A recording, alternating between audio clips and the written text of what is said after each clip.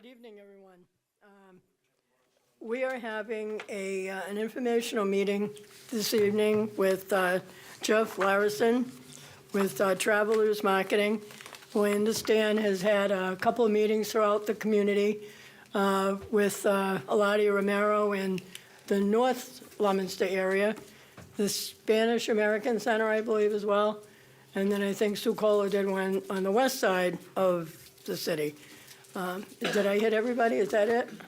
Or there were several other sort of smaller meetings. There were smaller ones as well? Okay. All right, Jeff, if you'd like to come forward and give us an update on how you're doing? Sure. And what the purpose of this was, so the public is aware. Hey, everybody. Well, first of all, thank you for inviting me. Can you, Does that need to go on? Is that better? Yes. There you go. Yeah. You guys here? Good.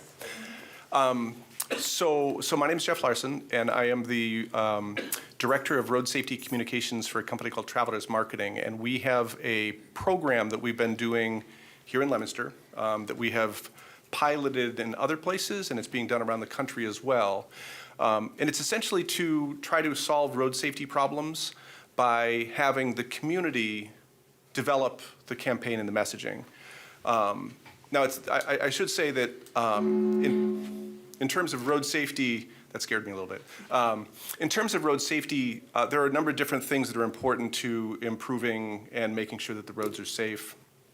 And I know you know about this from the public safety spectrum, that infrastructure and keeping the infrastructure up to speed, up to date, as modern and safe as possible is critically important. And I know that your DPW and the state, the DOT, is working on all the things that they can do to keep the roads safe. And then there's also the enforcement aspect on the police department to make sure that they are out enforcing the laws.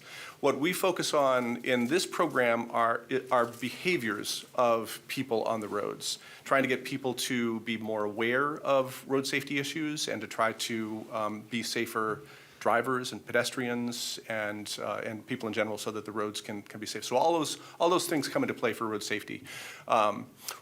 This program started when I was the Director of Highway Safety for the Commonwealth within EOPS. I was in that position for 10 years, and the concept for this program came out from what I saw as a problem in the data across not only across the state but across the country, where one of my jobs was to develop public service messaging for seatbelts and for speed and for impaired driving to get people to have better behaviors on the roads. But one of the things that we would find is that there were some campaigns that just were not effective in reaching out to people. Seatbelts, I think, is a really good example. In fact, maybe I'll try to forward through here a little bit. One of the things that we found is that we were not reaching some communities that needed to be reached. So we've developed this campaign, this program called Community Voices. We started in Brockton, Massachusetts. You see in the upper left-hand side, Brockton was our pilot city. We had some success there, and I'll talk about Brockton in a second. And with that success, the Department of Transportation asked us to expand into other areas. So we did seatbelts in Brockton, and they had us do distracted driving in Holyoke and pedestrian safety in Chelsea. And then they asked us to come to Leominster to address a speed concern that they saw in the data. We have also done this program in Nebraska, in rural York, Saline County, and then in Douglas County, where Omaha is. We're now working in Virginia, which is where Pittsylvania and Franklin County are. And then we have a program in Idaho. We're in the Magic Valley, which is sort of southeast Idaho, very rural country area. And then for the last couple of years, we've been working in Maine to do a program similar to this. The first year was in Oxford and Hancock County, where we addressed seatbelt use. And then currently, we're about to roll out a pedestrian safety campaign in Portland, Lewiston, and Auburn. So anyway, that's just to sort of say where this program is so you can get a sense of it. So Community Voices is essentially a community-led campaign. So a lot of the folks who are here with us were part of these meetings that we held to develop the campaign. And the idea is to try to listen to what people say about the problem, and then to figure out what works best for Leominster. Because the answer for Leominster is not necessarily the answer for Holyoke or some other city.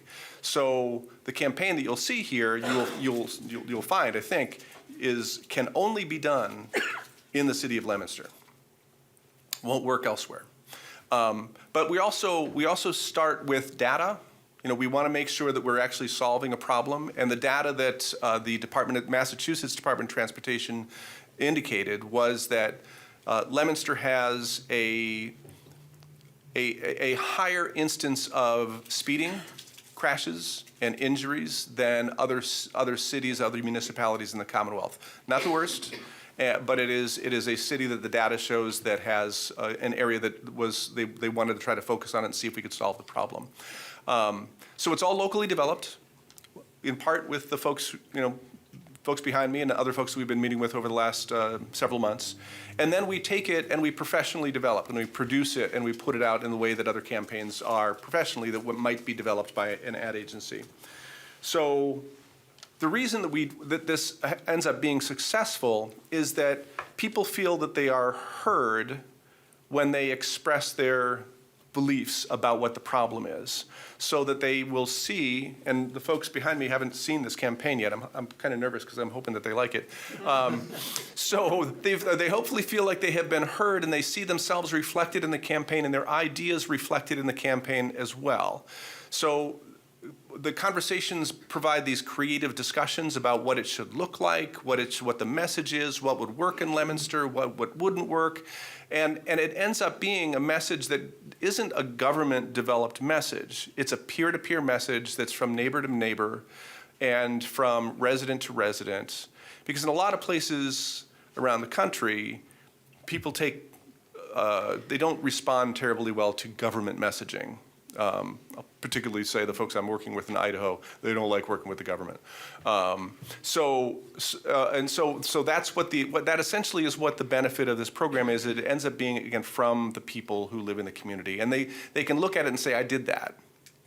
So that's essentially what it is. And then hopefully they are talking to their friends and neighbors about this and expressing their involvement and their interest in getting it out and what they went through to make the campaign work.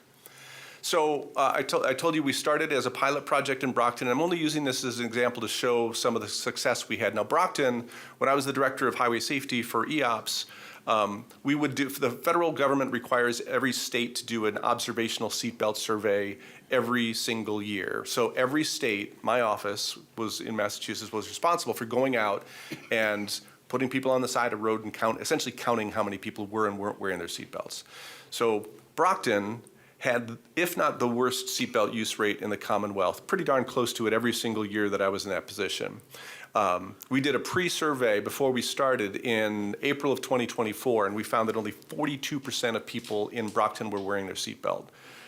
That's very bad, because those are injuries that result from being unbelted that are completely preventable, injuries, fatalities, and people who are out of work. So we went to Brockton to try to prove the success of this program by engaging the community. We worked with places like the Cape Verdean Association and Haitian Community Partners and Black-owned businesses and different community groups that were there. We worked with the schools that were there. So when we were done, after the 4 months of the campaign ran, we increased the seatbelt use rate from 42%, 30 percentage points up to 72%, which saves injuries and lives. So that was the thing that made us think, okay, we're on the right path with this idea, this concept for what we're trying to do. The program won the 2025 Governor's Highway Safety Association Award at their annual meeting last year. This is some of the billboards we had up in the city. These are in Cape Verdean and Haitian Creole, and we put those up in the neighborhoods where the folks in those communities lived. And it was the first time that those folks had seen a message that reflected their culture and their language, and it was one of the reasons why we were as successful as we were there. In Holyoke, the state asked us to do a distracted driving campaign. Holyoke is 52% of Puerto Rican descent, and so they wanted a message that was in Spanglish. So the message there is, you're loved, you're needed, which is te necesiten, and mira, which I think is pay attention, and phone down. And that was the message that the community there came up with to try to address distracted driving. And the numbers that we're looking at, the preliminary numbers, indicate that we reduced distracted driving in that community, not only during the campaign, but after the campaign was over as well. In Chelsea, we had a pedestrian safety campaign that the state asked us to do, and their message that the community came up with there was, hey, Chelsea, our streets are full of life. Drive like you care, and then walk like it too. And we put that message up all over the place. And you can see that, we had the local community reflected. The Tobin Bridge is there sort of in the background so that they can see their own community reflected.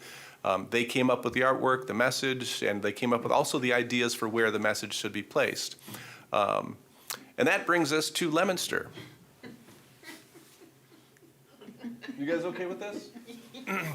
This is the first time they've seen the campaign. So the message that the community here came up with in all the different meetings, and we talked about a whole variety of different campaign messages. Hey neighbor, it's not Johnny Apple Speed, slow down. And I don't remember who it was in one of the meetings, Lottie, I think it might have been in your meeting that we had over at Our Lady of the Lake, that mentioned that the first time.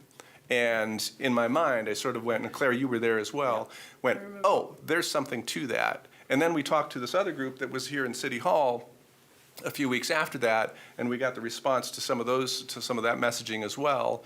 And then we worked with it through, and this is the message that essentially the community came up with. And again, I actually would like to identify who that was at your meeting, because I think we owe them a pat on the back. So this campaign, you may have, if you've driven down Mechanic Street over the last week or so, there is a billboard that has this up. So the campaign is slowly starting to roll out.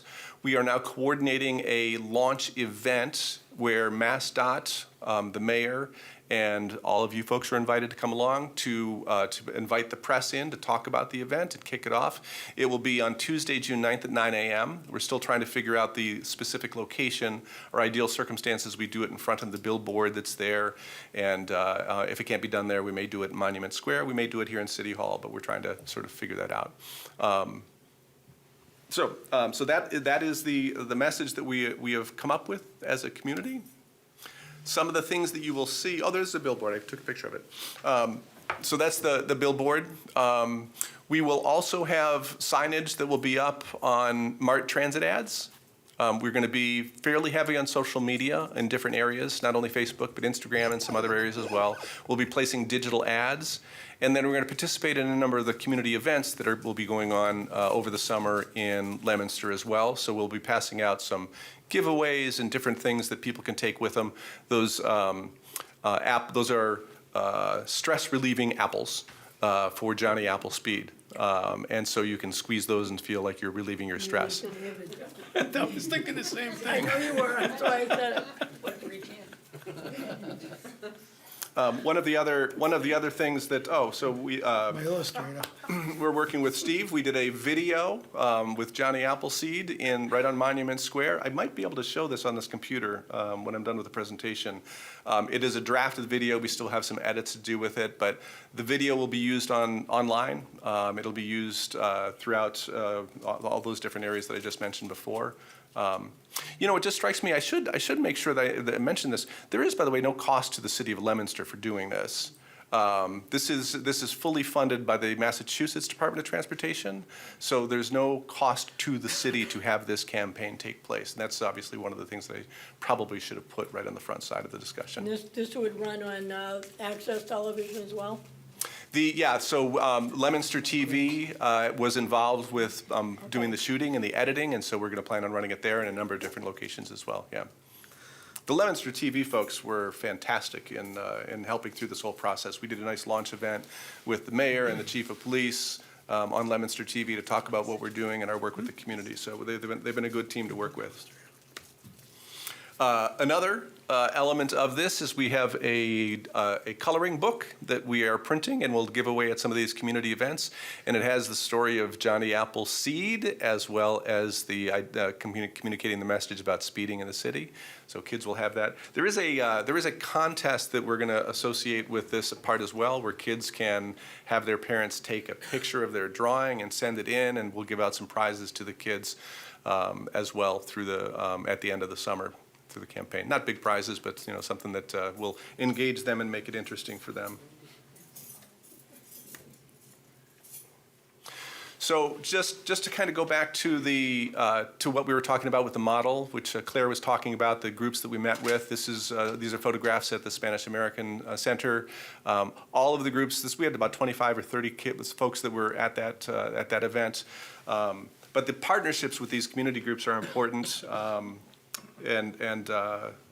know, that was our sort of a kickoff focus group meeting, and we got a lot of good ideas from that from those folks.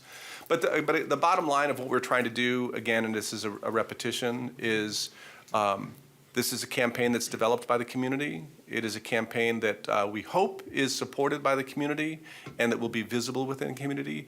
One of the other elements that sort of went past very quickly is that we're going to be printing off several hundred yard signs that we are going to give to the mayor's office, and we're going to allow him to distribute through the mayor's office to citizens to put in their yards. That basically has that artwork that would allow people to sort of express their support for people slowing down in Leominster.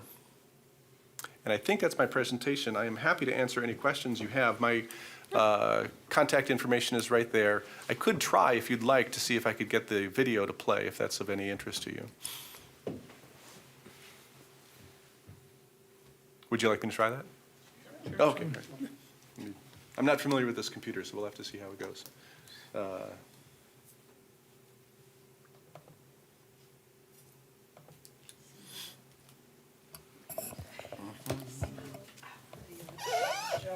Yes, sir. Is there any way to measure the success? Well, so that's actually a good question as well. So one of the things that's important for us in this campaign is to measure actual change in behavior. So the measure of success that we will be doing is working with the speed sensors that the police department has. We're going to gather all that data, not only from during the campaign, but from beforehand, so we can go back a couple of months, look at the speeds that are being measured on those sensors, and compile that into an assessment of before, during, and after the campaign to see if there's any kind of a change in behavior. But that's an excellent question. Thank you. Thank you. Does anyone know, so I've got this on my screen, but I'm not seeing it over there. Does anyone know how to make this play? Well,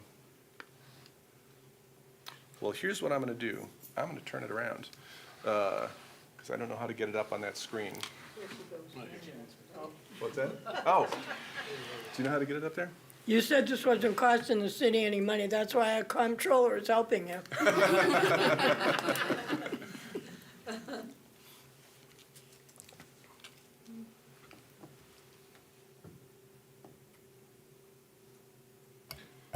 Jeff, while you pull that up, can I just add the component about the federal grant? Please, yes. That piece. So I thought this, first of all, I want to thank you for this. It's been a very enlightening and very interesting project. And the video's there, so I'll let you play the video, and then I'll just share the piece about the federal grant that kind of ties into this. But perhaps not audio? Oh.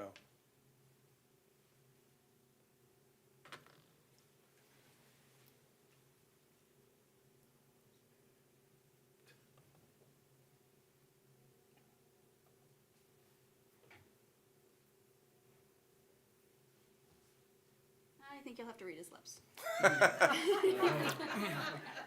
So, Steve, I just want to say slow down. oh, very good. Yeah, so basically, so I will share this with you. I'll share a link so that you all have it, so you can take a look at it in your free time. But we spent an afternoon out on Monument Square with Steve, and he was a great sport in putting the campaign together and reading our lines for us. It basically is a repetition. It's, hey neighbor, it's not Johnny Appleseed, please slow down, but we kind of expanded out. Great guy, a lot of fun to put that campaign on. So I'm sorry, Eladia, I interrupted you. No. Actually, I was hoping to see the video and get some time in there. But I just wanted to, again, kind of elaborate on what I was saying about the federal grant. So during the course of the meetings that were held, a lot of people spoke about wanting sidewalks, infrastructure type of things to help with pedestrian safety. So as Jeff pointed out, we were fortunate enough to have Mass DOT come in with this particular project that focuses on behavior, changing people's behavior. But the other piece of it, obviously, is infrastructure, getting sidewalks, getting maybe some stop signs, things of that nature. And we were also fortunate through Wendy to get a federal grant that's going to be meeting with constituents, with people in the community to discuss exactly those types of things.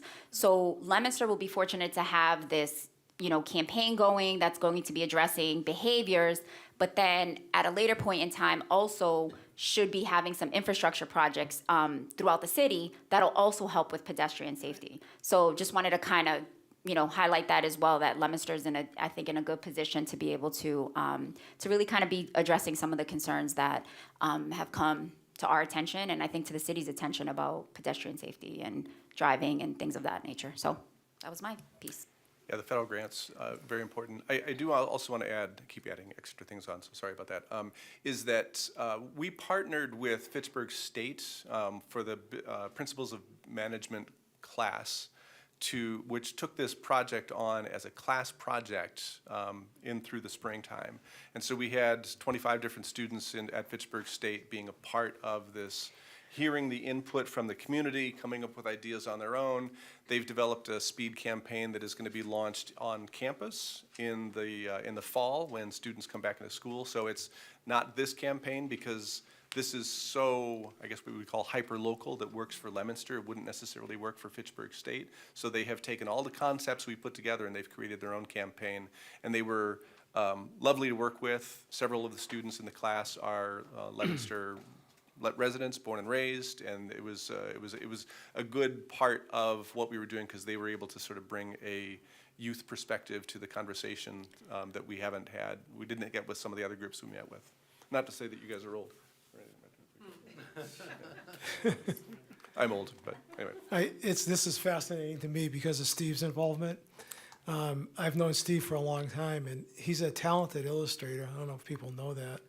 And he's illustrated a few of my books, one of which is the Johnny Appleseed biography. Oh, is that right? So- he took me over to show in the historical society that work. He's he did over there. talented. Yes, he's very good. And with all sorts of things, and woodwork and just creating things. And the guy that played Johnny Appleseed for many, many years here retired. And I convinced Steve to become the new Johnny Appleseed. So those colonial clothes he's wearing are mine. No, no, he does some justice. And at first he had all kinds of trepidations about it. And I said, "You're perfect." And little by little, the role has grown on him. So I'm just trying to think back about all of my research on Johnny Appleseed himself, wondering if he could have ever envisioned that he'd be the sort of spokesperson for a anti-speeding campaign in 2026. I don't think speeding would have been an issue. No. What's Steve's last name? Ledger. Oh, Yeah, yeah. He's a Leominster guy. He's went to Leominster schools. I'm going to let Councilor Adinger, because he's the public safety chair, go through and just recognize, I know Councilor Zephyr obviously was next. Thank you.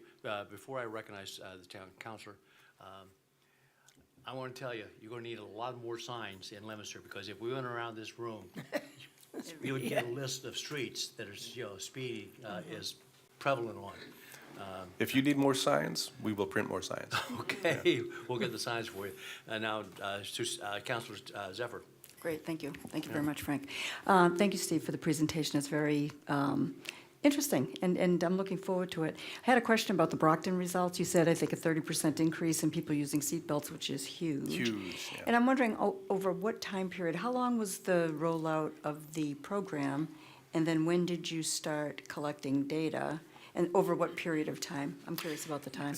Excellent question. So the initial study was done in April of 2024, near the end of April of 2024, and then the follow-up study that showed the increase was done in September of 2024. So it was from April to 5 months September. later. Okay. But here's the thing that I didn't communicate is that number has not only stayed, but it has increased. They went from 72% to 80%, over 80% in the most recent survey that was done by the state. But one of the concerns is always is what you're doing there just going to have a blip and it's going to go back to the Absolutely. normal level, but it's gone up since then. So we were very pleased with that number as well. Okay. And then for the Leominster program, how long do you consider the campaign, rolling out the materials and all of that? And when do you start, moving on from the rollout campaign to the measurement portion of it? Well, so for a campaign like this, the measurement is ongoing. So we will take, so we want to look at the speed data before the campaign started. Yep. So the police have that data right now for months, for a long time. We'll take the last few months. We'll look at the data during the campaign, and then we'll go for 2 to 3 months after the campaign is over, so we can do an assessment of before, during, and after. And then it's likely that the Mass DOT will want us to look at that data again in a year or so to see, in the same way that we showed that the number in Brockton stayed and increased, to see if there's been any long-term impact in Leominster as well. So the length of the program is how long? Yeah, so the campaign itself will run through mid-August of this Okay. year. Yeah. Good, perfect, thank you. Just a quick question. You really answered this as the follow-up results, because Brockton went from 72 to 80%.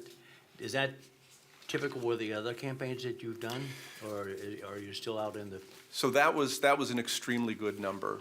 In the other campaigns that we've done in other states, we've had a 10 to 12% increase in Maine in their seatbelt use rate. In the same thing, we had a 10% increase in Nebraska in the seatbelt use rate in those counties, in the rural counties. Some of the other, and like speed is measured differently than seatbelts, so the numbers are not quite the same. The distracted driving campaign that we did in Holyoke, there was also a technical component there where we had you might not know, but we all have like these speed sensors that most cities have. There's now a technology that can detect if you are not only speeding, but if you're wearing your seatbelts, and it can detect if you're driving distracted. So we utilize that technology in Holyoke to gather the data for distracted driving in the same methodology with before, during, and after the campaign. And that's the data that we use to measure the results in Holyoke that show that decrease in distracted driving in that community. All right, thank you. I believe Councilor Noseworthy? Thank you, Councilor Ardinger. Thank you so much for your presentation. I just had a couple of quick questions. One, as a ward councilor, I have a lot of my eyes sort of got big when I heard the Ward 1 councilor talking about federal funds and things. I have access to a lot of information of residents coming to me with safety concerns and things like that that haven't been able to be addressed due to funding, manpower, things like that. So would we have an opportunity to share with you the very important information that we have gotten from residents that we're advocating for? So that's one piece. Another question I had is. Maybe I can take them Oh, sure, each as we absolutely, go. please, So yes. similar to what Councilor Romero said, the input that was provided in the meetings that we had with her and the folks that she brought into the meeting, we shared with the Massachusetts Department of Transportation. And I'm happy to take any input you have. I would love we go that. see That it, would and be I can share great. that with the DOT folks. Thank you so Absolutely. much. The other question I had is, I wasn't sure if, when you talked about, seeing if there was a change in behavior by tracking current speeds. I think we only have a couple of pieces of equipment, only because, again, I've asked for equipment to go out for so many issues with speeding.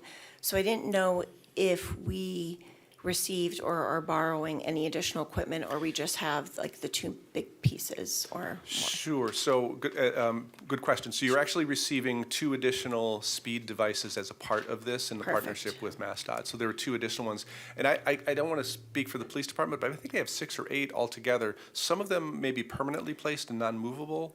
So I think maybe they're talking about the movable ones that are available to move from place to place that are limited.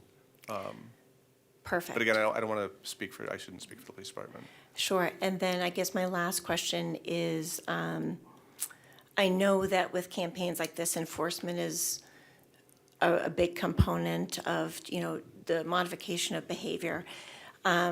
Besides those pieces of equipment to monitor speed, and that's fantastic, because many times they're like, we don't have any more to put out, so thank you so much for that. Is there any part of this that will also include like smaller, like those permanent things that, like, say your speed is, like that type of equipment? Yeah, so I think those were two of the devices that are being provided, is the speed feedback and data gathering. It's two of them. Oh, so the smaller ones, not the big, like, giant white piece. I don't know the technical names, I apologize. Yeah, no, I don't actually know the specs of the devices that are being provided. I apologize Perfect. for not knowing that. But I will say that I know that the state, not as a part of the project that I'm working on, but through my former position as the Director of Highway Safety, they provide funding to Leominster for overtime enforcement over the summer months to do speed enforcement activities. So I think that is available to Leominster to. That's fantastic. Well, again, I appreciate everything, and I appreciate you letting me send you that information because I've got a lot of information to share, and just want to make sure I can get that to you to see if we can get it covered with things that we don't have the funding for or the manpower for. Thank you so much. Sure. Okay. We need to quickly wrap this up, though. Okay. One last follow-up. In terms of the funding for this, when the program is over, when the initial campaign is over, is there funding in the grant for things like speed feedback signs, that are put in place permanently? Not as a part of this particular program. I know that both the Department of Transportation and so DOT has a highway safety office, and the EOPS, the public safety side, has a highway safety office. Both of those entities have programs that provide speed feedback signs to municipalities and are available Right. within the grants they provide. So depending on the information, that is gathered, while the campaign's going on at the end of it, we might be a very good candidate to tap into some of those resources. Oh, absolutely, yeah. Good, thank you. Jeff, thank you very much. We appreciate you coming in and updating us, and I'm sure you'll keep us posted. I will, absolutely. It's a pleasure All right. to meet you all, and thank you so much for the time. All right. Appreciate it. Thank you. Thank you so much. Okay.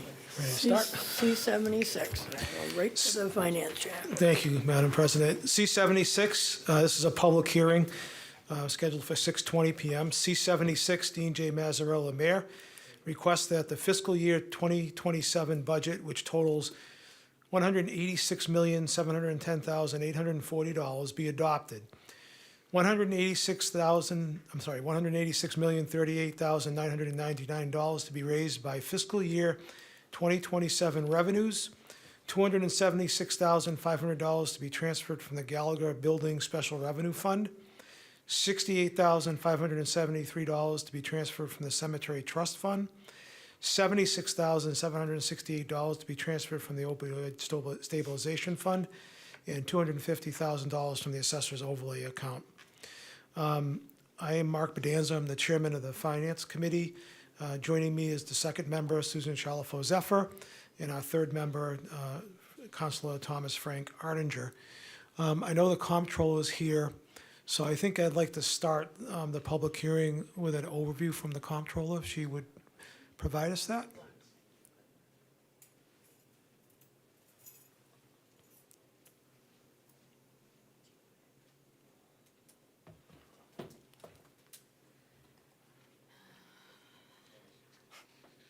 Just in case, you can just keep watching him.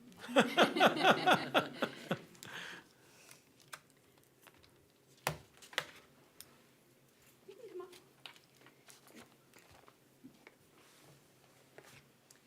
And with me is my assistant, Amy Driggers, as well.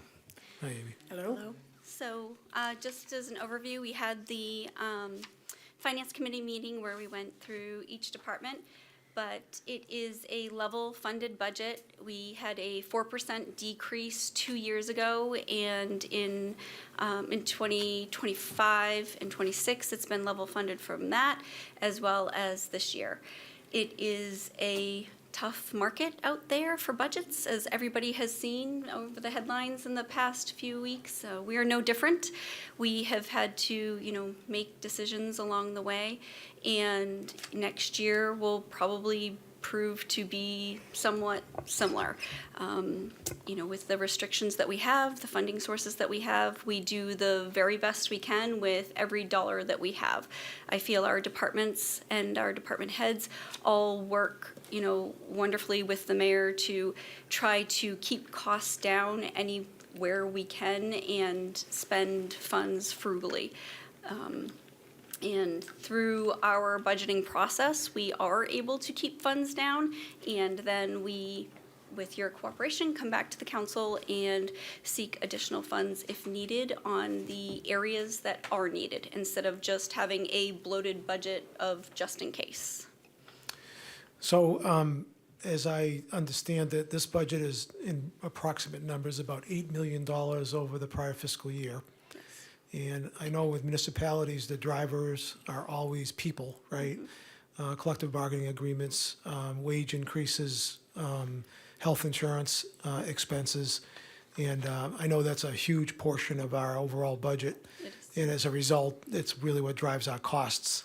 And that $8 million increase has been made up with about $2.5 million from our Prop 2.5 levy increase, another about a little over $1 million in new growth, That's the estimate, give or take. $3.4 million in expected increase in local aid, and then a variety of other revenue sources to make up the difference. Is that pretty much accurate? Yes. So a sort of good little recap of where we are.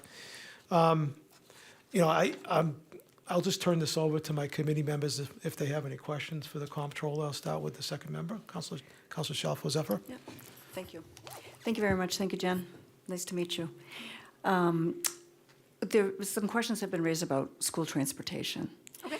So I thought that the school department negotiated that contract, but no, the city negotiates it on the city side. Is that right? The purchasing department? Yes, I believe the purchasing department works with the school. It's a collaborative effort. We Right. go out to bid for it. Do you know if that's a multi-year contract? Yes, it is. Oh, it is. Okay. Is it a Yep. 3-year? I do not know off the top of my head. Okay. I don't recall seeing it before us because I think anything longer than 3 years, this council would have to approve. So it's probably a 3-year contract. Most likely. And then there was some questions, and this is really a policy, it's a school policy question, but somebody had raised questions about who do we transport, throughout the city. And the policy is very well stated. Little kids, if they live a mile from school, they get transportation. Middle school, I think, is 1.5 miles. And then for high school kids, if they live 2 miles away, that's my understanding that they get transported. So it isn't, every student in the city does not get transportation. And No, not every student, but a lot of the students, and a lot of the costs are also additional services that are needed from some students. It's not, the regular contract is itself, and then there's also the special education requirements that we have to fulfill. is that included in that 6.5 million? I It believe. is. The outside transportation? It is. The other transport, okay, good, that's good to know. It's That's a important. good portion of it. Okay, Yep. all right, that's good to know. That was it, I just want to clarify that because there was some confusion, I think, Okay. in the community. Thank you. Yeah, we're pretty liberal on what we do. There's a legal requirement, which of course we meet, but we go beyond the legal requirement, which we do in a lot of things. And we mean, look at what we do in trash and we do in school fees. We do a lot of things pretty liberally. And that holds true with transportation. So the policy that the school department has always been to be a little bit more on the liberal side of who we transport. Right. Depending on the location, Right. Somebody could get picked up. Right. I mean, we are a gateway city, and I think sometimes people forget that. So we have kids throughout the city who need that transportation. Their Correct. parents depend on that transportation. So that's a big part of the reason why I think the city does that. I just want to follow up on one thing I had asked at the budget hearings. I had asked for the revenue and expense actuals. And In the finance, you have the current budget versus Budgets. actual for this year, and I'm working on the other ones. perfect. Yep. All righty, thank you. All set, Counselor? I am. Okay, Counselor Arndinger? I don't have any questions. Does any other member of the council have a question? Madam President? Not a question, but more of a comment related to the transportation. I mean, I'm going back 34 years ago when I was on the school committee, it was always the same issue, because when funds are tight, that's one thing you can look at. Then you start getting into well, this area could probably be reduced from 2 miles to 1, but there are no sidewalks. You take Fallbrook, all of Grant Street is, it's a terrible street, you're not gonna let kids walk on it. No. So there are so many different parts, moving parts of the transportation issue that, you gotta err on the side of safety. And back then, we didn't even have the level of maybe cars pulling up and approaching children that you do today. So, Yeah. there are a lot of things, I think we might err on the side of caution, but on the side of safety. We do, and last year, the mayor was kind enough to also add 2 additional buses because of, the use, as you said, there's a lot of use in the city. So that, adds to the cost as well, but it's a benefit for the students to have, bringing everything in. Yeah, for their families. Thank you. All set, All set, Madam thank you. President? Any other councilors? Councilor Romero? Thank you. I just wanted to highlight, and again, thank you. The presentation and the department heads did a great job in relaying the information about the budget. It was very helpful to get the specifics, and they answered a lot of questions. I did just, I did voice, or I should say I asked questions related to the overtime, just because I saw within the last 3 fiscal years, it's been pretty consistent at about over $2 million. And I understand that that's the policy that essentially the city uses rather than actually hiring folks. They say that that's, I guess, more fiscally responsible or whatever the case may be. But I just want to, again, highlight my concerns. I did make the mayor aware as well in an email that MMA has put out a study indicating that the cost of health insurance, particularly for municipalities that are struggling, really has to do with an increase in claims around mental health, around elective surgeries, and hip, back, knee replacements, things of that sort, GLP-1 medications. And I just want to ensure that, again, as we continue, if there's a consistent, pattern where we already know at least $2 million is being spent on overtime, my question kind of remains, why is that not factored into the budget? Because it's a pattern at this particular point in time. So if we know it's going to be $2 million, is there a way to, at the very least, factor in half of that or a portion of that? And in addition to that, with the explanation that this is saving us money long-term, I wonder if, again, with the rising costs in healthcare, folks, I see we're also buying back vacation, we're buying back sick time, so people aren't using vacation and sick time. So are we, in the end, actually saving money if the healthcare costs are going up by not having more staff in place rather than just utilizing overtime? So I don't know if there's a plan to review it, address it, or just be able to provide that information. That would be very helpful. Yeah, and like we talked about during the hearing, and the mayor responded to your email as well, that we review it all the time, and we have a meeting this week with both chiefs, so we will talk about it again and go over strategies. At this point, there's no way to guarantee that hiring is going to solve the problem, and that's the biggest issue. So if you could guarantee that, okay, yep, we're gonna hire, people, and then the overtime's gonna come down by $1 million, great. But that's not a realistic expectation. And the city can't afford to do both. So right now, and it's, the same thing of not bloating the budget just for the sake of doing it. So by putting it in there and making the department come back down, there's a reason for it. Okay, so at this point in time, we have a person out on a military leave, there's a person out on 111F. There's reasons for them. Every year they're going to change because the dynamics of the department are going to change each year.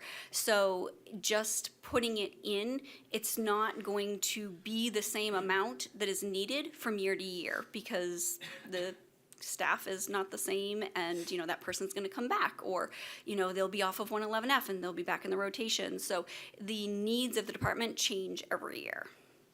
So, but yes, it is reviewed on a regular basis. Okay. Thank you. Councilor Noseworthy? Thank you, through the chair. Thank you again for your, you know, all of your hard work. Two of my 3 points are sort of similar about what has been brought up tonight by two other counselors. One of my questions is, I know that special education transportation is always fluid, and I know it's really hard because each year you have no idea, you know, what the needs are going to be coming in. And I was curious if you've seen any trends in that area of any funds being left over, or if not, if you have to kind of dip into, you know, some other sort of funds because it is so expensive. If it's gauged a certain way, but if needs aren't that high, you know, have you seen trends with that amount of money? Like, has it stayed in the budget? So that's my first question. Yeah, unfortunately, transportation has always been, I shouldn't say always, but for at least the past 5 years has been over the budget that we have. We have Okay. increased to try to keep pace with it a little bit. This year, we even increased it another $500,000, but we had to go out to bid, so that will Right. probably be eaten up pretty quickly. We usually do have to come back for an appropriation. We never know. Some years we're closer than others. This year, I think it's close to $1 million that we're coming back for additional funds. And like you said, that's not something that is totally predictable. We go through the beginning of the year and, you know, we think that we're going to be close. We're only going to be, you know, $300,000 to $500,000, and then somebody moves into our district that has severe need, and that goes right out the window quickly. Appreciate that clarification because I'm familiar with that, but I know some people at home, again, that were asking about that transportation budget. Yeah. You know, they don't understand, they may not necessarily know what we have to do, especially with regards to special education transportation and being in compliance with the law. Yep. My other question actually had to do, like I said, with the two other counselors' points.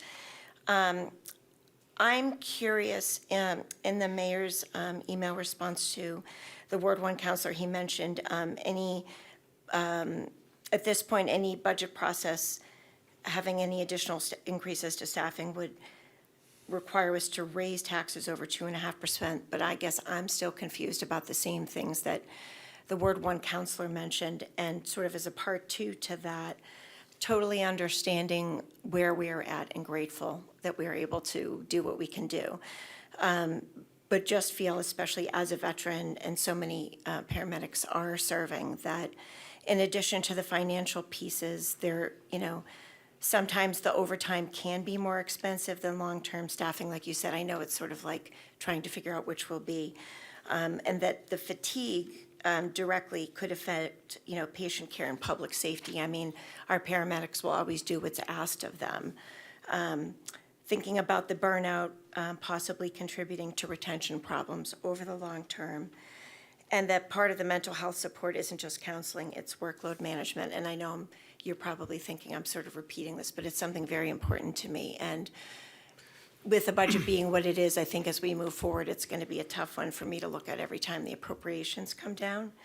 I just wanted to state that and appreciate that. And then the last piece is that, is there a chance moving forward, and I know you work very, very hard at what you do, is there a chance moving forward that we can get, as the at-large counselor mentioned, the budgeted and the actuals in advance, like each, you know, those 2 prior fiscal years, if we can just have that sort of be, you know, almost like the status quo of what we do. And not just for us, but I know a lot of people at home are asking a lot of questions, and I'm trying to share things online and answer their questions. But I think that would be really helpful because you have so much knowledge, but the average resident doesn't quite understand where the law comes in and what it all looks like. So just maybe something to think about. Thank you. And we do have the budget versus actual in there for all of the expenses. And I provided the revenues for this week's, and we can include it. It's, you know, I guess when we look at it and we look at the revenue side, it's more practical in my eyes to look at the budget from year to year rather than to have the actuals in there, because when you're looking at the actuals, yes, they will always be high. Well, I shouldn't say always, but we hope that they're higher than what we budget for. And that's where you're really gauging from is where we were from the prior year to the current year and what the changes are. Oh, sure, and completely appreciate that. I'm really talking for people at home, and people have been calling me and emailing me, and, they don't have our level of kind of necessarily understanding of like the background and the law and the things, and so sometimes they're trying to use common sense to come at the budget, so I very much appreciate your hard work. Thank you. Thank you, Councilor. Council President? Council President? I just wanted to add, we had it mentioned a number of times about the perfect storm that the MMA put out, and I was involved in that as the director of the MMA. We talked about that for a long time. It was a great document, as we all know. It's something that's absolutely necessary. We know that cities and towns need what was calculated at $350 million. The Senate thought they were tremendous by giving us $63 million, which is, it's nice that they did it, but it doesn't change a whole lot. But I think one of the most important things when we talk about the people that are watching tonight and the people that are hearing this budget, we're not cutting anybody. We're not eliminating any positions. We have the capacity because we have, what I'm going to guess, 6, maybe 7 million in levy capacity? 5.5. 5.5 million. 5.5. Yeah. So I was close. Yeah. We could be, if we had a mayor, and I'm not saying I agree with everything that's in this budget, but if we had a mayor that said, I want to add positions here, I want to add 2 more paramedics, I want to have more transportation, I want to put more in the schools, we could tap into that without going to the taxpayer. We have the right to vote on it here and say, we're gonna go beyond, and we're gonna take $1 million of that money out in capacity, and we're gonna tax you more. We can do that. We're not doing that. One of the reasons, and I'm looking back at that perfect storm, is that one of the reasons we're in good shape is because of what we've done every year. Yes. And this didn't just happen overnight, and it didn't just happen in the past 2 or 3 years. This is something that we've been pretty frugal in the way we've done things. And I just wanted to add, when the mayor did his presentation and he put up all the override communities, Yep. one of the things we talked about at the MMA that wasn't brought up is the amount of towns and communities that cut, that didn't go for overrides because they knew they couldn't afford any more taxes for their people. So they just cut without asking the public if they wanted to go for an override. So there are a lot more communities other than just the ones that the override we were talking about. So, is this the perfect budget that we'd all like to see? Of course not. We all have something extra that we'd like to add on, something extra that we'd like to put into place. But I think we need to be pretty careful on, and pretty appreciative of where we're at right at the moment. So that's just Thank you, my Council added 2 President. cents. Thank you. And the services that the city residents have for the taxes that they pay here are incredible. I mean, to not have to pay trash fees, to have, the access that they do to a lot of the events and the services and the things that are in this city, most other communities you have to pay over and above your taxes for at this point. So, I think that But I think people need to realize, they hear tax levy capacity, and I don't think sometimes they understand it, that we could just say, okay, we're gonna raise your taxes, we're gonna give you everything that you want and make this city what you want. But it's gonna cost you this much money, and we don't have to go to a vote for it. We can do it down here with a request of you and the mayor. So, that's important. Many communities don't have any capacity left. Some are very close to receivership. So we're in a safe position right now. And it's maybe not the best one, but we're in a safe one. That's a good point, Madam President. And beyond that, it means that we have not gone to 2.5 every year. Right. So we've accumulated that 5.5% of excess levy capacity by not taxing our people to the full extent. I defy you to go find an urban community or gateway city that can say that. You're not going to find it. I know. So that's another. Council Ardinger? Thank you. I just want to comment that, the mayor and you made a great presentation. And as the chairman mentioned, we don't charge student fees. We don't charge, a lot of things, in the city. And running a tight budget and having the department head come back down here and ask us for additional money, they have to adjust that additional money. They can't just go out and spend it willy-nilly. Exactly. They have to come down here and justify why they're getting that extra money. And I think that's a very prudent financial way to go with the budget. Just a comment. Thank you. It goes back a long time. That was a Jack Tater thing decades ago that, it's the old storehouse. If you put all of those cookies on the table, they're going to get eaten. But if you make them ask for the cookies, they're not going to be as many consumed. That's the philosophy. And you taught John Richard Yeah, just as well. just as well. As Jen knows. Yes. Yes. Councilman Cormier first, because he hasn't had a question yet. Jen, I just want to say thank you. Your department welcome. has been fantastic. You've been fantastic breaking this down for all of us, breaking it down so that those of us who don't math can understand it. There's always a lot of questions and challenges, but I want to say thank you. Thank you for your efforts, your staff's efforts. It doesn't go unnoticed. I've had a lot of people mention to me, when Jen gets up there, I can understand, even if it's not 100% of it, they get it. Oh, And they good. see where it's going now. So that was all. I just want to say Thank you, thank you. Councilor. Thank you. Councilor Noseworthy, something new?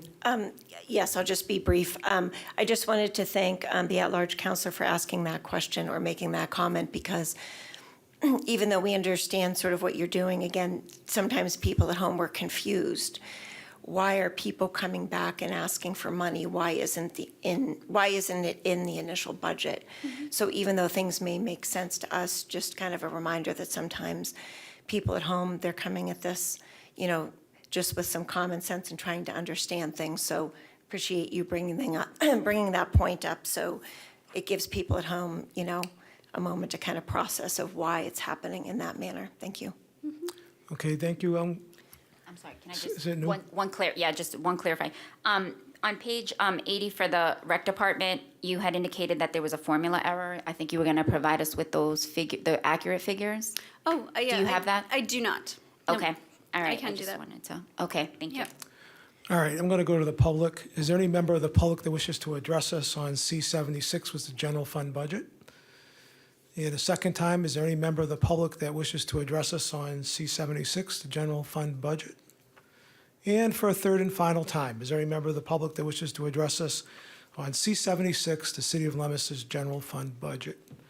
Seeing none, I'm going to close the public hearing, and again, echo thanks to you and gratitude for all your hard work, Jen, and you're always available to me, I know, when I have questions, and much appreciated. Yeah, no, thank you. We have a great team here, I will say. It's a, Yeah. consolidated effort. Great. Do we need Jen to stay for the water sewer? I don't, probably wouldn't hurt if you don't mind, just in case. Okay.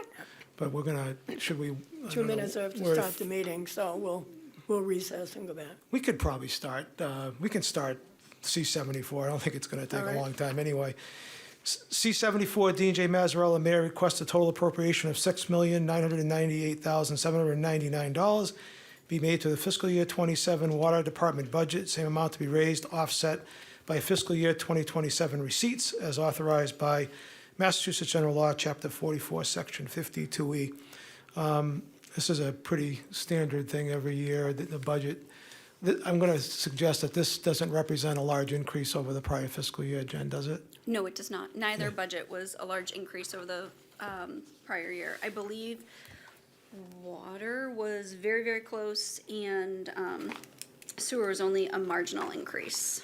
And we're not anticipating any rate increases. I know we had one about maybe a year and a half ago, or I something like. would have to defer to Jake on that. I Yeah. know that there are plans that he has for the revolving funds, and I believe as some fall off, that he utilizes a new one to try to keep the rate stabilized.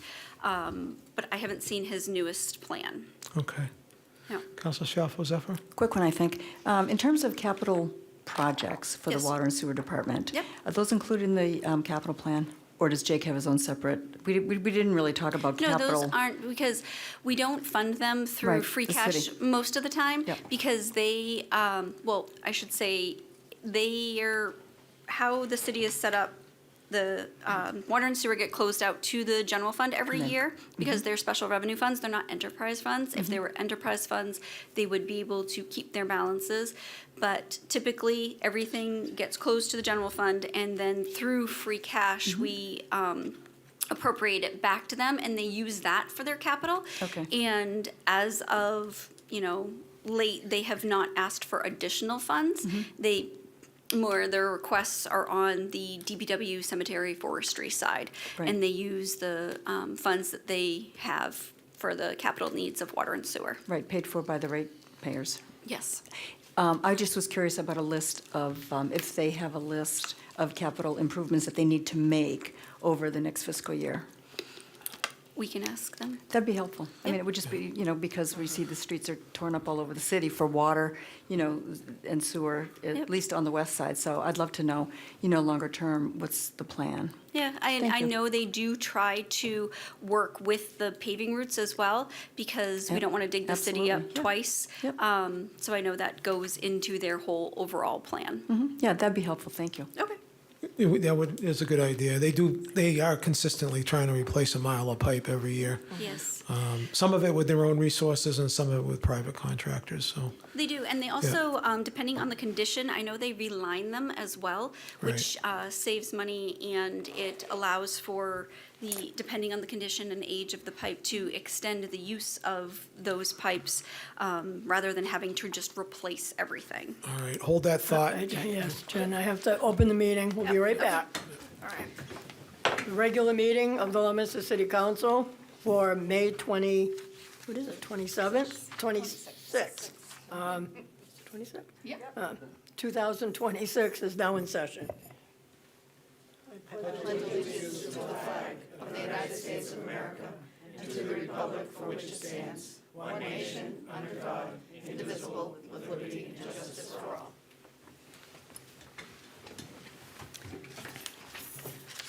We'll now have a roll call of the council, beginning with Councilor Cormier, Present.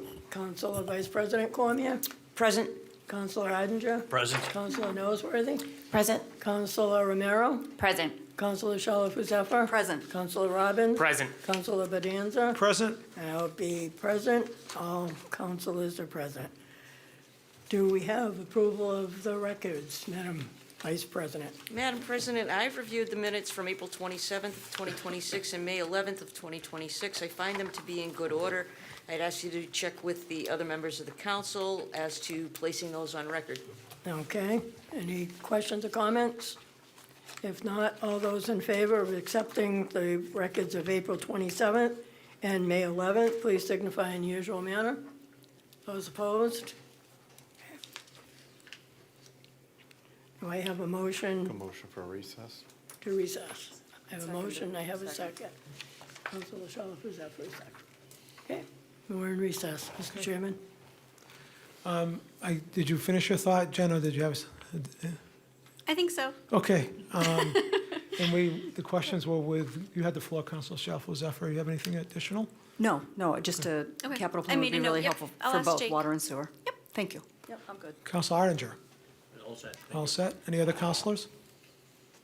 All right, I'll go to the public. Any member of the public want to address us regarding C-74, the Water Department budget for fiscal year '27?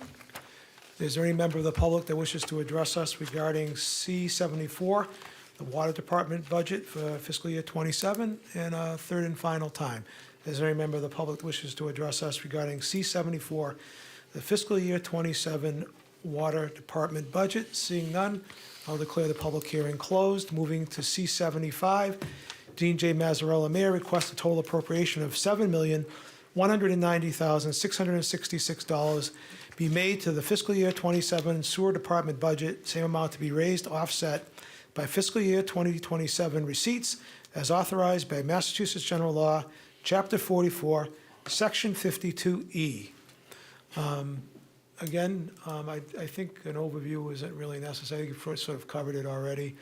Council Shalfo Zephyr, any questions? No, I'm good. Council Arndinger? No questions. Any other member of the council have a question on the sewer department budget? I'll go to the public. Is there any member of the public that wishes to address us regarding C-75, the fiscal year 27 sewer department budget? And a second time, is there any member of the public that wishes to address us regarding C-75, the fiscal year 27 sewer department budget? And a third and final time, is there any member of the public that wishes to address us regarding C-75, fiscal year 27 sewer department budget? Seeing none, I'll declare this public hearing closed. Thank you very much, Jen and Amy. Thank you. Thank you.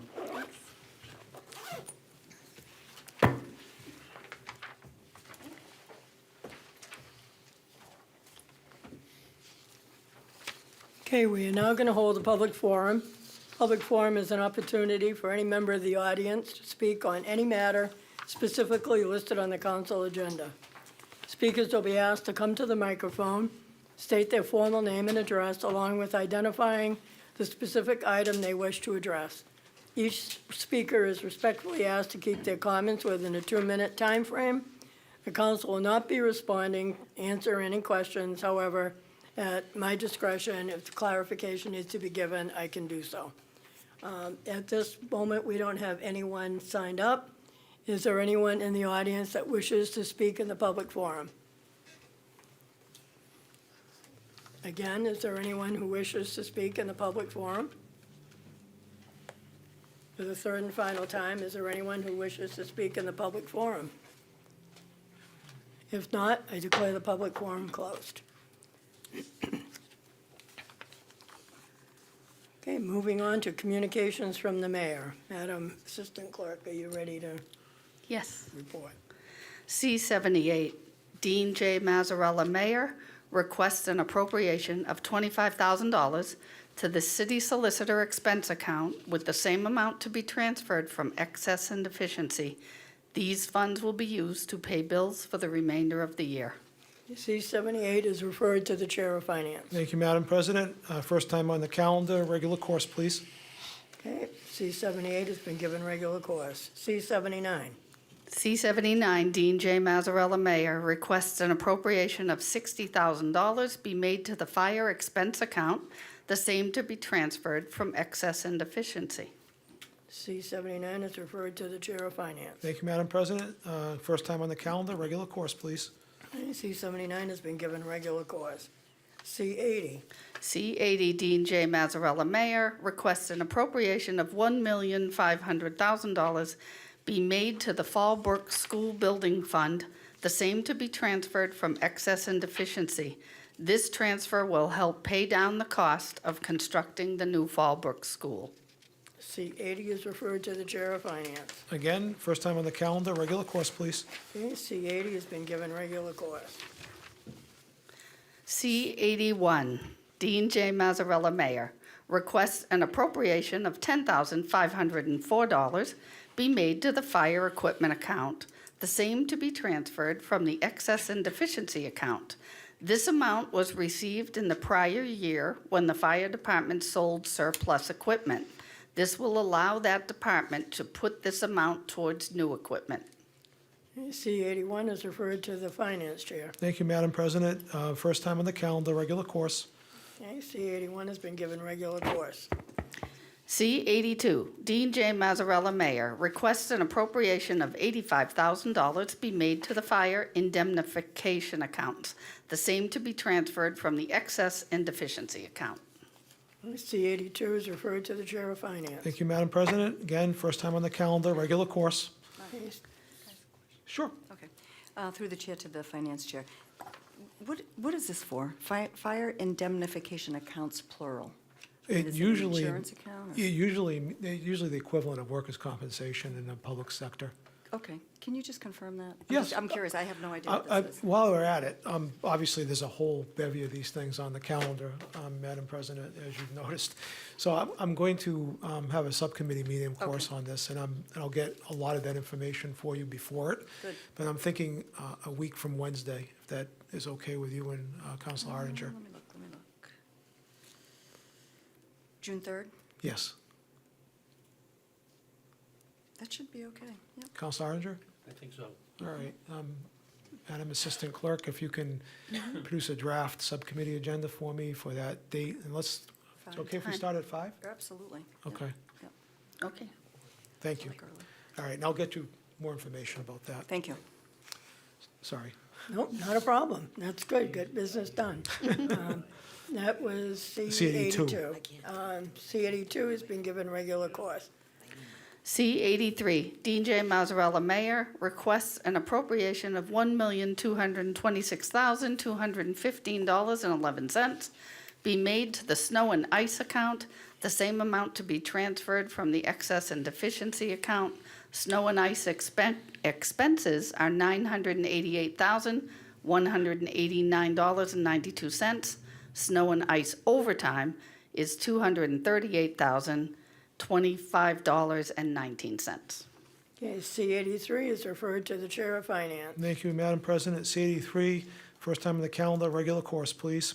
Okay, C83 has been given regular course. C84. C84, Dean J. Mazzarella, Mayor, requests that the Library Building Fund be accepted as a donation fund pursuant to MGL Chapter 44, Section 53A. This fund was established during the renovation of the library. However, it was not formally adopted by the council at that time. The account was subsequently brought onto the books of the city in 2018. The state has requested that the account now be formally adopted by the council as a donation fund. Okay, C84 is referred to the Chair of Finance. Thank you, Madam President. First time on the calendar, regular course, please. Okay, C84 has been given regular course. C85, Dean J. Mazzarella, Mayor, requests an appropriation of $15,059 be made to the Police Department AGO Grant Fund, the same amount to be transferred from the excess and deficiency account. This is a reimbursement grant, and in prior years, the revenue for this account was put in the general fund instead of this fund, creating a deficit. Okay, C85 is referred to the Chair of Finance. Thank you, Madam President. First time on the calendar, regular course. Okay, C85 has been given regular course. C86, Dean J. Mazzarella, Mayor, requests an appropriation of $100,000 be made to the Police Department Emergency Overtime Account, the same amount to be transferred from the excess and deficiency account. Okay, C86 is referred to the Chair of Finance. Regular course, please. And C86 has been given regular course. C87, Dean J. Mazzarella, Mayor, requests an appropriation of $32,000 be made to the library's operating budget, the same amount to be transferred from the library's personnel budget. Librarians, $15,000, part-time, $15,000, clerks, $2,000. Okay, C87 is referred to the Chair of Finance. First time on the calendar, regular course, please. Okay, C87 has been given regular course. C88, Dean J. Mazzarella, Mayor, requests an appropriation of $1,140,000 be made to the school transportation account, the same to be transferred from the excess and deficiency account. This is regarding additional busing services that were needed throughout the year to meet state requirements. C88 is referred to the Chair of Finance. First time on the calendar, regular course, please. Okay, C88 has been given regular course. C89, Dean J. Mazzarella, Mayor, requests an appropriation of $18,000 be made to the Gallagher Building Fund.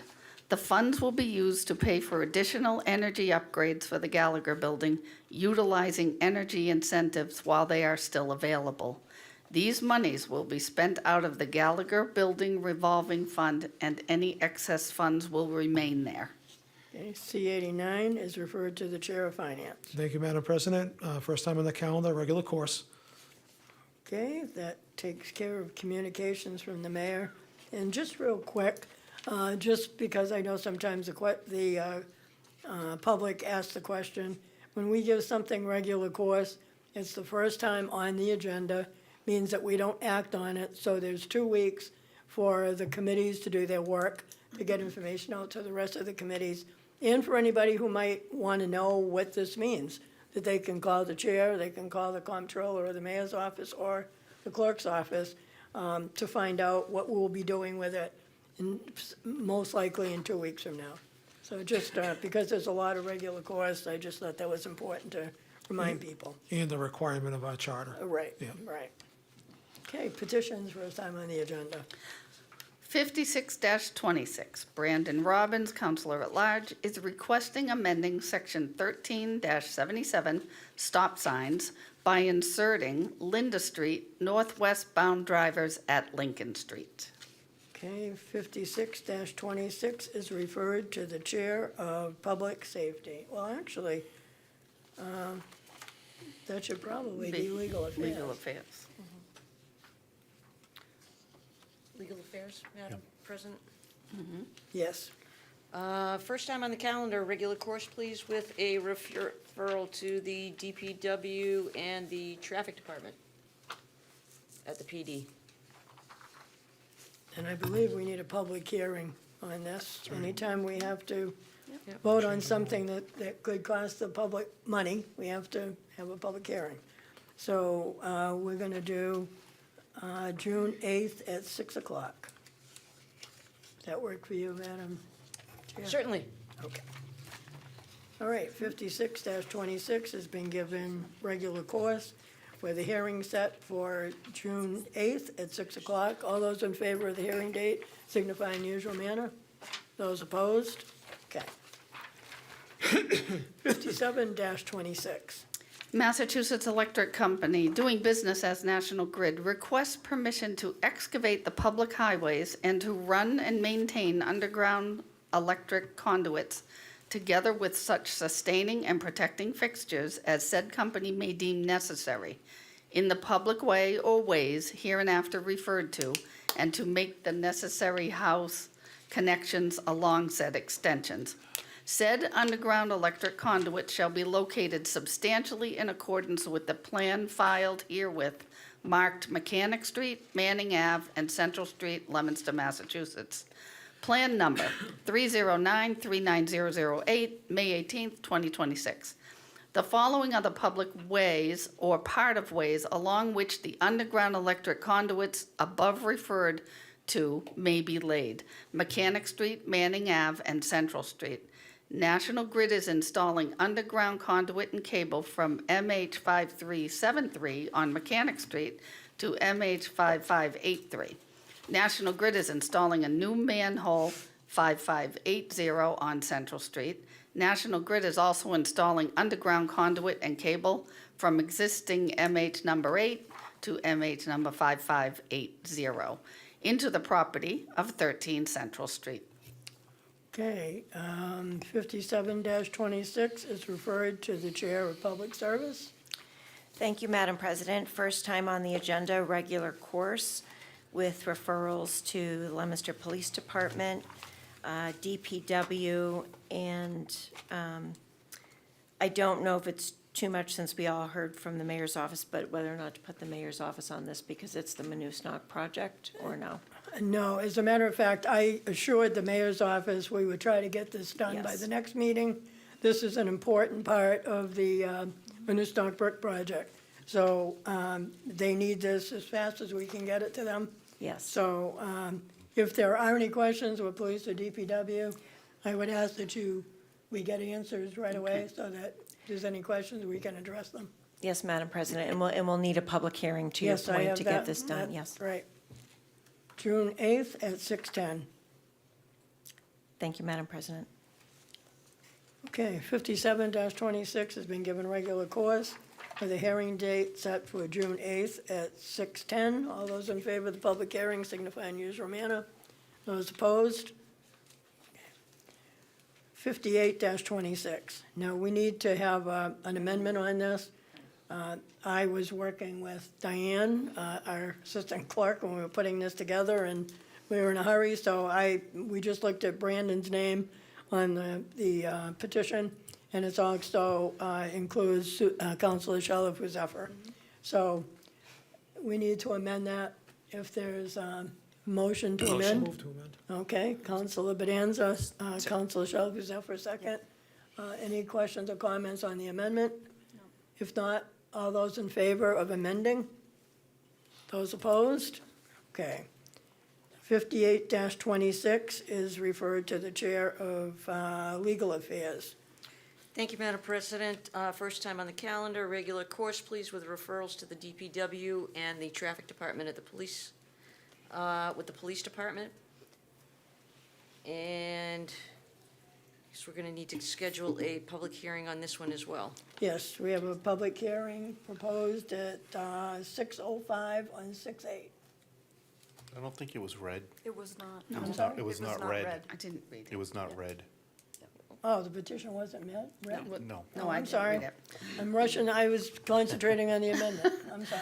58-26, Brandon Robbins, Counselor at Large, and Susan Shalfo Zephyr, Counselor at Large, petitions to place no parking signs at the top of the rear driveway at 52 Mechanic Street. Okay, now that you've heard the petition, and it's referred to the Chair of Legal Affairs as amended, 58-26, Madam Chair. Madam President, regular course, please, with the referrals to the DPW and the Traffic Department of the Leominster Police. And I'm requesting June 8th at 6:05 for the public hearing. Okay, and we will vote again on the hearing for 6:05, 6/8. Those in favor? Those opposed? Okay, thank you. Moving on to matters before the City Council. Financial report, Mr. Chairman. Starting with the opioid stabilization fund, we started the fiscal year with $577,546. We added interest of $3,666, as well as we received an appropriation in from the state of $178,325 for resulting balance of $759,537. During the course of the fiscal year, we've appropriated a total sum of $249,371, leaving a resulting balance of $510,165. Regarding the capital stabilization fund account, we began the fiscal year with $4,593,192. We added interest of $17,539 and a payment in from the stabilization account of $250,000 for a resulting balance of $4,860,731. We made a payment towards the police station, a bond of $2,261,190 for a resulting balance of $2,599,541. Regarding the stabilization account, we began the fiscal year with $24,323,829. We added interest of $762,351, and we paid back from free cash or the excess and deficiency account $3 million that we took out during the course of the fiscal year, with a resulting balance of $28,086,180. And so far this fiscal year, we've appropriated from stabilization $2,991,902 for a resulting balance of $25,094,278. And last but not least, with respect to free cash, we began, we had $13,089,104 certified by the Department of Revenue. And we have, and will spend, if all of the new communications are finally approved that were read earlier this evening, $11,678,494, leaving a balance of $1,410,610. And that's the financial report. Okay, thank you, Mr. President. Mr. Chair?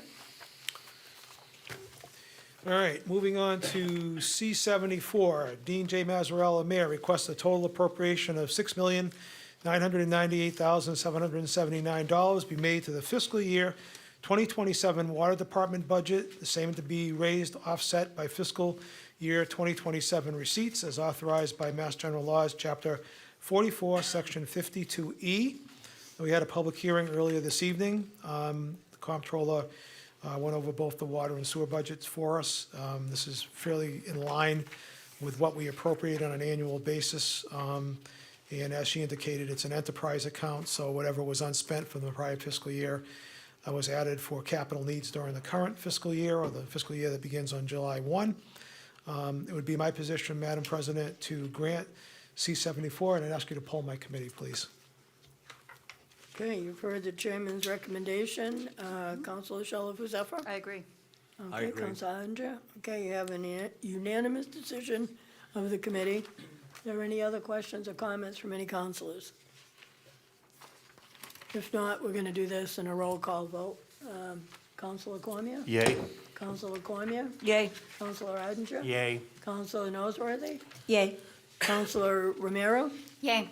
Councilor Shalfo Zephyr? Yay. Councilor Robbins? Yay. Councilor Bedanza? Yay. And I will be recorded as yay. So we have a unanimous 9-0 vote on C-74. Does the chairman have an order? Order that the sum of $6,998,779 be appropriated to the fiscal year 2027 Water Department budget, same amount to be raised offset by fiscal year 2027 receipts, as authorized by Mass General Laws, Chapter 44, Section 52E. Move for the adoption of the order. Okay, you've heard the chair's recommendation. Any questions or comments? If not, this will be a roll call. Councilor Cormier? Yay. Councilor Cormier? Yay. Councilor Aninger? Yay. Councilor Noseworthy? Yay. Councilor Romero? Yay. Councilor Shalfo Zephyr? Yay. Councilor Robbins? Yay. Councilor Bedanza? Yay. And I will be recorded as yay. The order has been adopted. Moving on to C-75. Thank you, Madam President. C-75, Dean J. Mazzarella, Mayor, request a total appropriation of $7,190,666 be made to the fiscal year 2027 Sewer Department budget. Same amount to be raised offset by fiscal year 2027 receipts as authorized by Mass General Laws, Chapter 44, Section 52E. We had a public hearing on this earlier this evening. Madam President, it would be my position to grant C-75. I'd ask you to poll my committee, please. Okay. Thank you, Mr. Chairman. Councilor Shalfo Zephyr? I agree. Councilor Aninger? Okay, you got unanimous decision of the Finance Committee. Are there any other questions or comments from any councilors? If not, all those in favor, well, we'll do this roll call again as well. Councilor Cormier? Yay. Councilor Cormier? Yay. Councilor Aninger? Yay. Councilor Noseworthy? Yay. Councilor Romero? Yay. Councilor Shalfo Zephyr? Yay. Councilor Robbins? Yay. Councilor Bedanza? Yay. Now be recorded as yea as well. By a vote of 9-0, C-75 has been adopted. And Chairman have an order. Yes, Madam President. In order that the sum of $7,190,666 be appropriated to the fiscal year 2027 Sewer Department budget, the same amount to be raised offset by fiscal year 2027 receipts as authorized by Massachusetts General Law, Chapter 44, Section 52E. Move for the adoption of the order. Okay, you've heard the chair's recommendation. Any questions or comments? If not, Councilor Cormier? Yay. Councilor Cormier? Yay. Councilor Anger? Yay. Councilor Noseworthy? Yay. Councilor Romero? Yay. Councilor Shalfo Zephyr? Yay. Councilor Robbins? Yay. Councilor Bedanza? Yay. Now be recorded as yay. The C-75 has been adopted. C-76. C-76, Dean J. Mazzarella, Mayor, requests that the fiscal year 2027 budget, which totals $186,710,840, be adopted. $38,990 to be raised by fiscal year 2027 revenues, $276,500 to be transferred from the Gallagher Building Special Revenue Fund, $68,573 to be transferred from the Cemetery Trust Fund, $76,768 to be transferred from the Opioid Stabilization Fund, and $250,000 from the Assessor's Overlay Account. We had a public hearing on this earlier this evening in a subcommittee meeting last week. The budget is an $8 million increase over the prior fiscal year. And a lot of, I mean, as the president indicated, no budget is perfect, but we have a lot to be proud of in this city in terms of the way we've managed ourselves fiscally over the years, and the taxpayers should all take a bow for that, because in the end of the day, they're the ones who pay the freight. Just a little bit of a recap so the public understands what we've accomplished here in Leominster. We have a fully funded pension. We were the first community in the state out of 104 pension systems to fully fund. We're currently funded at 105%. There are only 3 other communities in Massachusetts that have a fully funded pension system.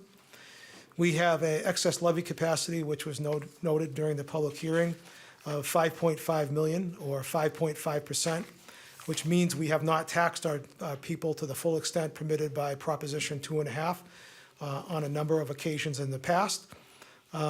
We built recently a police station for $32 million. We were able to reduce the cost of that bond from $32 million to $20 million, which saved a lot of interest for our taxpayers. And our total indebtedness is less than 1% of the entire budget. It's one of the lowest amounts in the state. Our tax rate is right now, and will descend. We're at 192 out of 351 communities in terms of our tax rate, being 191 communities that tax their citizens more. We do a lot of things that for our taxpayers at no cost. We talked about busing earlier, but there's also free trash pickup, as well as additional items that are picked up for free, waiver of sports fees and other things at the high school. On the paving realm, we received $1.2 million from Chapter 90 last year. We added an additional $1 million to our paving budget, which is unheard of for an urban community. This year, fiscal '27, we've budgeted, we got from the state and Chapter 90 funds $1.6 million, and we've added $650,000 to that amount as part of the appropriation. And we're aggressively trying to save money towards our contribution to the new elementary school. So when that goes out to bond, we're hoping that we can do that with not increasing the debt service by a significant amount, but by an amount that's more manageable, as well as being offset by the new meals option tax. So there's a lot of things that are going right in Leominster, and again, thank you to the taxpayers for supporting us, and for the financial team of the city for being conservative in their budgeting and their spending. So, Madam President, it'd be my pleasure to support this budget, and I'd ask you to poll my committee. Thank you, Mr. Chairman. Councilor Shalfo Zephyr. I agree, I support it as well. Councilor I agree. Arndt. Okay, you have a unanimous decision of the Finance Committee. Are there any other questions or comments? Councilor Cormier.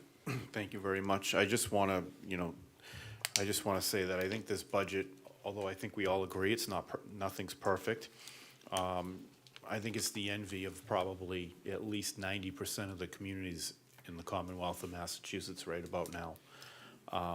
You can turn on the news, you can be involved in the MMA, and you go meet with other councilors and aldermen and selectmen that do the same thing we do day in and day out for their respective community. And you hear the horror stories that are going on. And like the president said, I think those of us that have been around for a while know that this has not happened overnight. It took a lot of discipline to get here. And, I think we offer a lot of good services to our residents at, a good value. One of the things is, people are getting taxed to death in a lot of these other communities. While they're getting taxed to death, there's layoffs going on. We've talked about it already.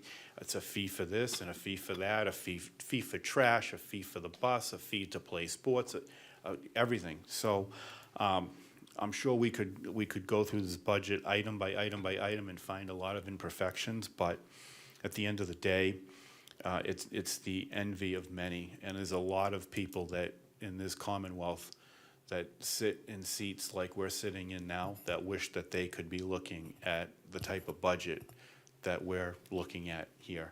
So I just want to say that I will be supporting this budget, and thank everybody that worked so hard, the finance team and the mayor, the comptroller, and everybody that works hard every day to make sure that our taxpayers are getting the best bang for their buck in this community.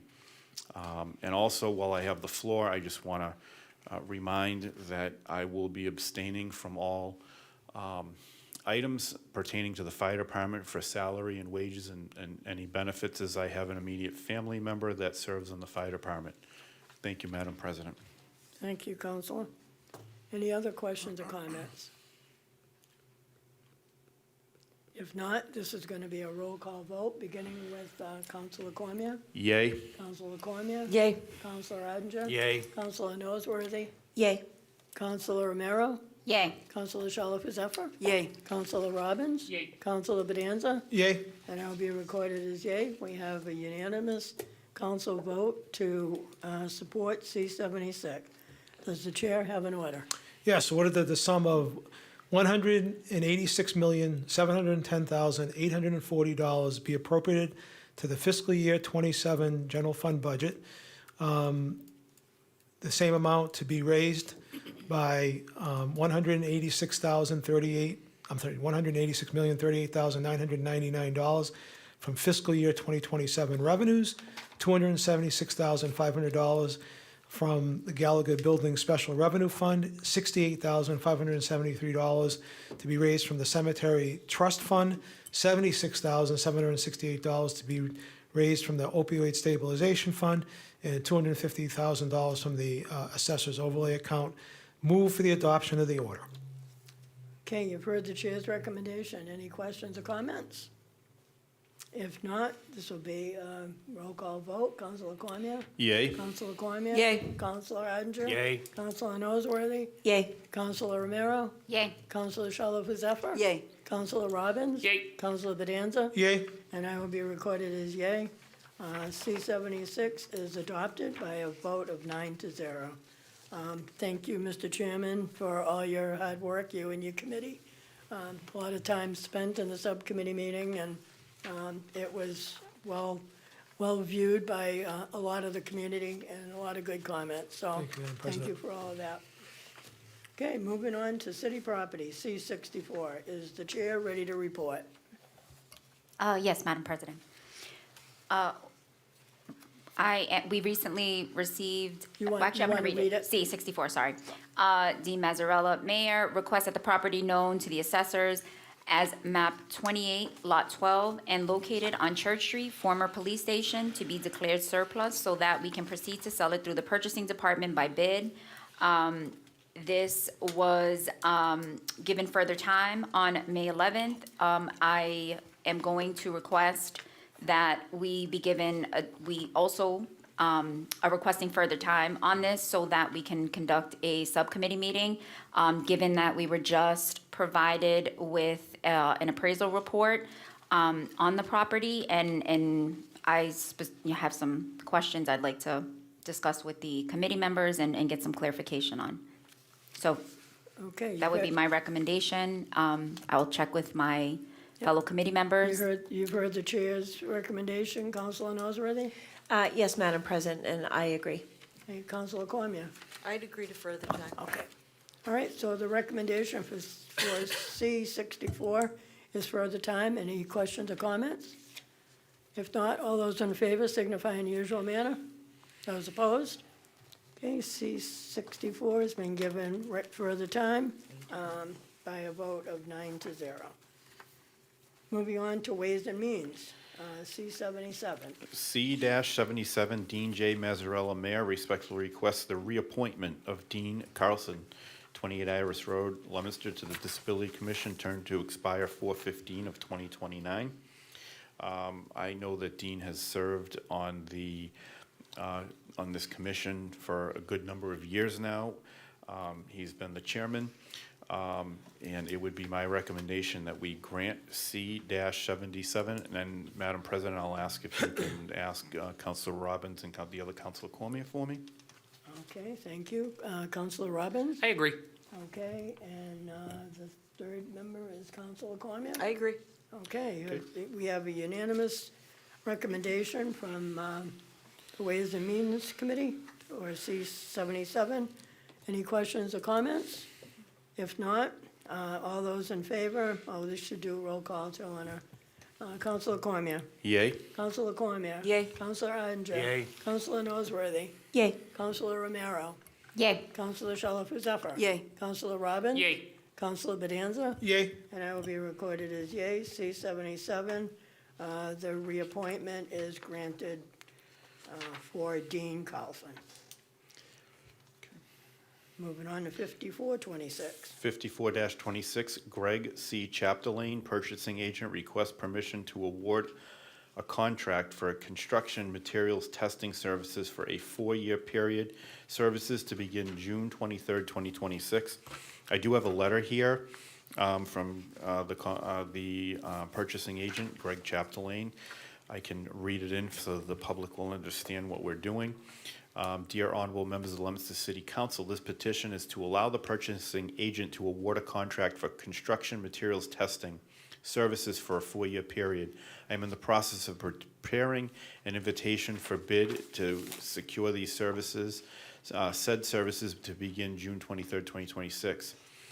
I'll skip the paragraph about Massachusetts general law and go on to talk about these services for testing of construction materials to be used in the construction of the new Fallbrook Elementary School. Said project anticipated to begin late summer of 2026. The testing ensures that all materials installed and used in the project meet all minimum construction industry standards. This testing services contract will begin in June, as we plan on doing some early site work to prepare for the late summer start date. Because of this, we need a testing company under contract now.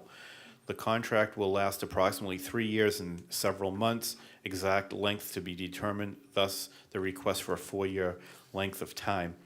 This action must be voted upon now as I prepare to issue the new bid, as I must know what time and period contract length I will be able to structure the bid around. I would respectfully advise that the City Council vote in favor of allowing the construction materials testing services contract to cover a 4-year period. So basically, as we all know, the part that I left out about Mass General Law, if they want more than 3 years, we have to have a vote of this council. Long story short, they do this material testing all the time on every project the city does. The reason why we need to vote on this is because, unlike, for example, the police station, most projects are done in under 3 years. This is anticipated to be a little more than 3, but definitely under 4. So they want to err on the side of caution and make sure that this doesn't run out before the project is done, and then they'd be required to go back out to bid. And if they had to do that and another company won the bid, then there could be finger pointing between this company and that company. So I had that conversation with Greg. It would be my recommendation that we grant 54-24, and I'll ask if you can ask Councilor Robbins and Councilor Cormier, Madam President. Councilor Robbins? I agree. Okay, Councilor Cormier? I agree. Okay, you have a unanimous decision of the Ways and Means Committee. Any questions or comments from anyone? If not, all those in favor signify by the usual manner. Those opposed? Okay, 54-26, been approved by a vote of 9-0. Thank you for that explanation, Chairman. You're welcome. Moving on to Legal Affairs, 48-26. Thank you, Madam President. 48-26, Brooks Pond Realty Trust and Brooks Pond 2 Realty Trust request to amend the zoning ordinance and the zoning map of the city of Leominster, Massachusetts, to change the boundaries of the zoning district shown on the zoning map so that the following identified parcels shall all be located entirely in the Residence C RC district. I'm not going to go through each parcel as we have, we've already read it in a couple of times. Because the planning board is not meeting until Monday, we are going to be required to give this, to request further time, continue our own public hearing to June 8th, 2026. So I'm requesting that date and further time, and I'd ask you to check with members of my committee. Okay, Counselor Romero, Yay, I agree. Counselor Cormier. I agree.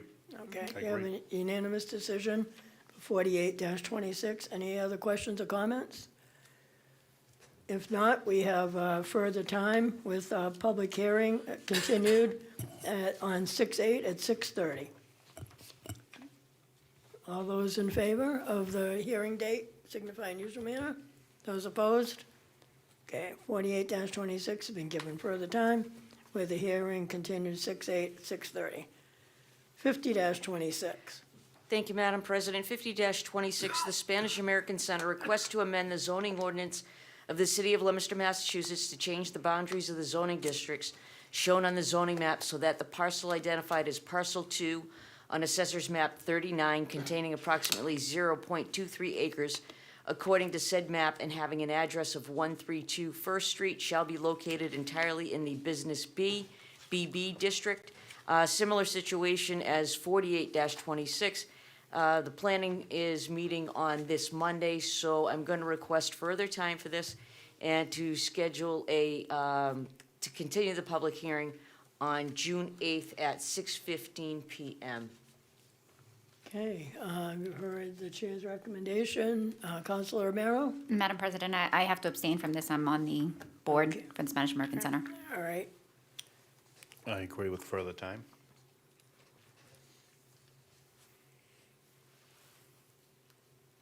Okay, Counselor Romero is abstaining. We have a unanimous decision of the Legal Affairs Committee. Are there any questions or comments? If not, all those in favor of further time with a hearing date on 6/8 at 6:15 signify in the usual manner.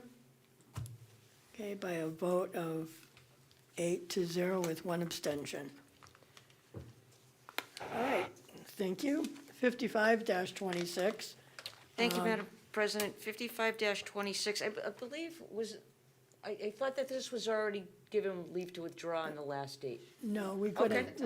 At 55-26, I had suggested initially that it didn't belong on our agenda, but everybody else thought it did until now they decided it doesn't, and it went to the zoning board. So 55-26 is going to need leave to withdraw. Okay, then I will read it in and we can do that formally, Madam President. Yes. 55-26, John Lebeck, representing Builtwell Fence LLC, requests a special permit to construct one 8-foot-high and one 10-foot-high chain link fence dumpster enclosure for the Doubletree Hotel at 99 Erdman Way. Apparently, this was already approved, so I'm going to request that we give this leave to withdraw. Okay, recommendation, Counselor Romero, I agree. Counselor Cormier? I also agree. Okay, it's a unanimous decision on 55-26 is leave to withdraw without prejudice. Any other questions or comments? If not, all those in favor signify in usual manner. Those opposed? Given leave to withdraw by a vote of 9-0. Nothing on public service. It's unusual tonight, no polls. Feeling grateful, Madam President. Anything under new business? Okay, old business, just a couple of things. Memorial Day was certainly wet yesterday for most of the councilors that were there. It was very much appreciated to be with all the veterans and have a very successful day, even though it was pretty miserable. I want to just give a shout out. I'm not familiar with her. I don't know her, but I did see some of the photos that came through today by a woman. The name is Sandra's Touch Photography. She did a tremendous amount of photos and has put them on online. And she got some really good photos. I'm not familiar with her, but someone did say she had a son in Scouts. And she just did a tremendous job on it. If anybody, I guess you just can, my daughter showed them to me, so I guess you can just go on Sandra's Touch Photography, and, I mean, there must be 40, 50 pictures at least, if not more. On the same note, I'm just gonna, and this is my opinion only, I'm gonna express a little disappointment on the band not being available yesterday. It's my understanding that a message was sent Sunday evening at 8 o'clock that they were not going to be marching because of the rain. While we all appreciate that it was raining, there are 90-year-old veterans that were marching in that parade in the rain. And I think this is the second time there's been refusal of the band to participate with the veterans, and I think this is one of the biggest civic duties between Memorial Day and Veterans Day, and I think it's important, you know, that I feel they should have been there. And thanks a million to the chorus, who those students were soaked with the rest of us. They were there from 7:30 in the morning until 1 o'clock in the afternoon, as we all were. And they were drenched, but they didn't miss a beat, they didn't miss a note. They sang the Star Spangled Banner at every stop, which had to be about 6 of them. I mean, I didn't stop to count, but they did a tremendous job, and they never stopped smiling, they never stopped with their enthusiasm. So we really appreciate, and I understand there were a couple of people that suggested that, you know, with the band, you worry about the instruments, but it was also brought to my attention after that was said that last year's Thanksgiving parade in Plymouth, our band marched in the parade in Plymouth. So if you're on TV and you're marching with the band, I don't want to be critical of the band, but I think it's important that the priority be set. And again, it's my opinion, not anybody else's. Just on the community, is there any other old business beside that? Councilor Cormier. Thank you. Just to piggyback on Memorial Day yesterday, I also just want to give a shout out to Corey Hasselman and Yes. Jolene Constant. You know, their hard work doesn't go unnoticed. There's a lot of work that leads up to making a day like yesterday go off without a hitch, and also the White Cross ceremony on Friday night. And especially, you know, this was Corey's first time at the rodeo here in Leominster anyway. And it was, I think it was seamless. Everything that they It was orchestrated. very well done. If there was any blips, I didn't notice them, and they did a very good job. So I just want to make sure that they're recognized for that. Yeah, good point. Thank you, Counselor. And, you know, it was tremendous, the amount of people that, I mean, St. Cecilia's never fails. You know, the amount of people that are at St. Cecilia Cemetery every year, it's probably the biggest cemetery attendance. You know, it's just amazing that people don't, it didn't matter if it was raining. Veterans served in the rain. They served in, and I think people understand that. So I think it's, And the it was- mass, and the mass still went on at 9:30 there Yes, too. yes, Yep, in the pouring rain. Monsignor was sitting there in probably wet vestments by that point. All right, and moving on to the community calendar, just a reminder, we all got an invitation to firefighters' day, the second, it's always the second Sunday in June. That'll be June 14th, firefighter, where they remember their firefighters as well.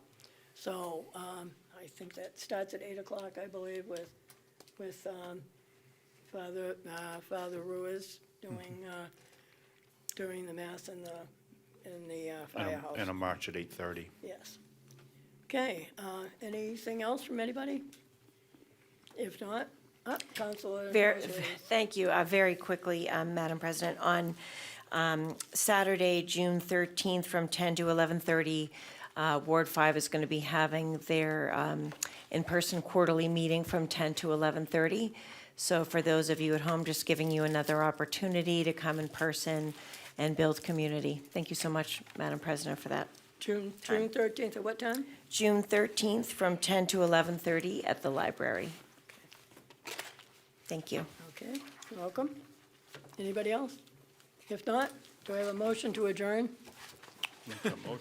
I'm looking at this side of the room and No, nobody's, they wanna this stay, side's they can full. stay. All right, I don't even know who was first. All right. Councilor Cormier and Councilor Cormier, I think. Meeting's adjourned. Thank you, everyone. Thank you.